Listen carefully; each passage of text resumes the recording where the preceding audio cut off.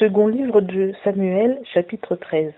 Après cela, Absalom, fils de David, ayant une sœur nommée Tamar, qui était belle, il arriva qu'Amnon, fils de David, l'aima. Et Amnon était tourmenté jusqu'à se rendre malade à cause de Tamar, sa sœur, car elle était vierge. Et il semblait trop difficile à Amnon de rien obtenir d'elle. Or, Amnon avait un ami nommé Jonadab, fils de Shiméa, frère de David. Et Jonadab était un homme fort adroit. Et il lui dit, « Fils du roi, pourquoi dépéris-tu ainsi de jour en jour? Ne me le déclareras-tu pas ?»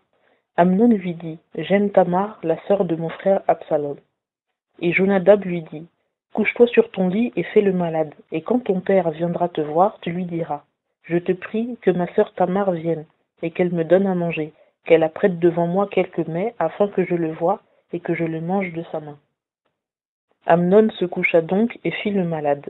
Et le roi vint le voir, et Amnon dit au roi, « Je te prie que ma sœur Tamar vienne et fasse 2 gâteaux devant moi, et que je les mange de sa main. » Et David envoya dire à Tamar dans la maison, « Va dans la maison de ton frère Amnon, et apprête-lui quelque chose à manger. » Et Tamar s'en alla dans la maison d'Amnon son frère qui était couché. Et elle prit de la pâte et la pétrit, et elle en fit devant lui des gâteaux et les fit cuire. Puis elle prit la poêle et les versa devant lui. Mais Amnon refusa d'en manger, et il dit, « Faites retirer tous ceux qui sont auprès de moi. » Et chacun se retira. Alors Amnon dit à Tamar, « Apporte-moi dans la chambre ce que tu m'as apprêté, et que j'en mange de ta main. » Et Tamar prit les gâteaux qu'elle avait faits, et les apporta à Amnon son frère, dans la chambre. Et elle lui présenta afin qu'il en mangeât. Mais il se saisit d'elle et lui dit, « Viens, couche avec moi, ma sœur. » Et elle lui répondit, « Non, mon frère, ne me fais pas violence, car cela ne se fait point en Israël. Ne commets pas cette infamie. Et moi, où irai-je porter mon opprobre? Et toi, tu serais comme l'un des infâmes en Israël. Maintenant donc, parle-en, je te prie au roi, et il n'empêchera point que tu ne m'aies pour femme. » Mais il ne voulut point l'écouter, et il fut plus fort qu'elle. Il lui fit violence et coucha avec elle. Puis Amnon eut pour elle une très grande haine, et la haine qu'il lui porta fut plus grande que l'amour qu'il avait eu pour elle. Ainsi Amnon lui dit, « Lève-toi, va-t'en. » Et elle lui dit, « Ne me fais pas ce mal-là, plus grand que l'autre que tu m'as fait de me chasser. » Mais il ne voulut pas l'écouter, et appelant le valet qui le servait, il dit, « Qu'on chasse cette femme loin de moi, qu'on la mette dehors, et ferme la porte après elle. » Or elle était vêtue d'une robe bigarrée, car les filles vierges du roi étaient ainsi habillées. Celui qui servait Amnon la fit donc sortir et ferma la porte après elle. Alors Tamar prit de la cendre sur sa tête et déchira la robe bigarrée qu'elle avait sur elle. Elle mit la main sur sa tête et elle s'en allait en criant. Et son frère Absalom lui dit, « Amnon ton frère a été avec toi? Maintenant ma sœur, tais-toi, c'est ton frère, ne prends point ceci à cœur. » Ainsi Tamar demeura désolée dans la maison d'Absalom son frère.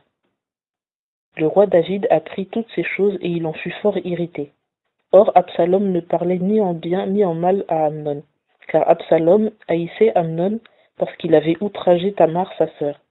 Et il arriva 2 ans après qu'Absalom, ayant les tondeurs à Baal-Hatzor, qui est près d'Éphraïm, il invita tous les fils du roi. Et Absalom vint vers le roi et dit, « Voici, ton serviteur a les tondeurs. Je te prie donc que le roi et ses serviteurs viennent chez ton serviteur. » Mais le roi dit à Absalom, « Non, mon fils, non, nous n'irons pas tous, de peur que nous ne te soyons à charge. » Et bien qu'Absalom le pressa fort, il n'y voulut point aller, et il le bénit. Alors Absalom dit, « Si tu ne viens pas, je te prie que mon frère Amnon vienne avec nous. » Et le roi lui répondit, « Pourquoi irait-il avec toi? » Mais Absalom le pressa tant qu'il laissa aller Amnon et tous les fils du roi avec lui. Or Absalom donna ordre à ses serviteurs et leur dit, « Prenez garde, quand le cœur d'Amnon sera égayé par le vin, et que je vous dirai, frappez Amnon, alors tuez-le, ne craignez point. N'est-ce pas moi qui vous le commande?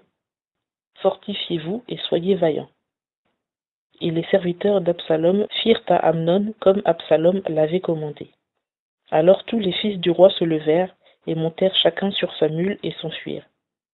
Or, comme il était en chemin, le bruit parvint jusqu'à David qu'Absalom avait tué tous les fils du roi et qu'il n'en était pas resté un seul. Alors le roi se leva et déchira ses vêtements et se coucha par terre. Tous ses serviteurs aussi se tenaient là, avec leurs vêtements déchirés. Et Jonadab, fils de Chiméa, frère de David, prit la parole et dit: Que mon seigneur ne dise point qu'on a tué tous les jeunes gens, fils du roi, car Amnon seul est mort. Et c'était là le dessein d'Absalom depuis le jour où Amnon outragea Tamar sa sœur. Maintenant donc que le roi mon seigneur ne prenne point la chose à cœur en disant: Tous les fils du roi sont morts, car Amnon seul est mort.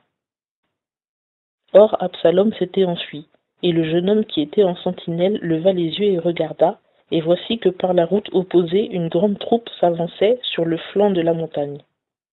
Et Jonadab dit au roi: Voici les fils du roi qui viennent, la chose est arrivée comme ton serviteur a dit. Et comme il achevait de parler, on vit arriver les fils du roi, et ils élevèrent la voix et pleurèrent.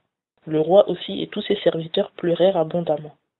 Mais Absalom s'enfuit et se retira chez Talmaï, fils d'Amihud, roi de Guéshur. Et David pleurait tous les jours sur son fils.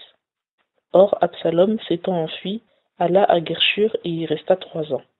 Et le roi David cessa de poursuivre Absalom parce qu'il était consolé de la mort d'Amnon.